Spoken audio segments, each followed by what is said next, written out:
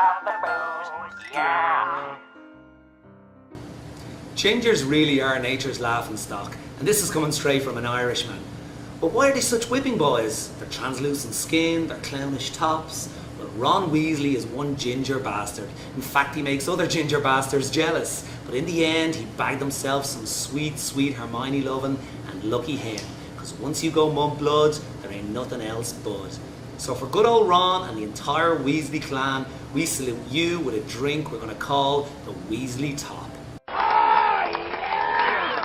So to make the Weasley Top, here's a little wizardry.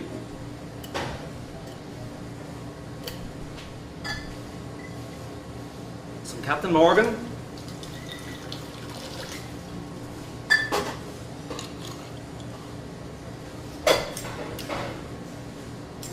A little Jameson.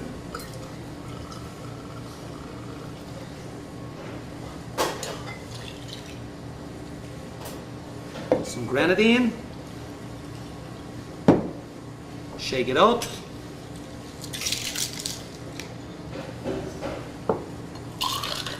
And simply top it off some cherries and cream soda.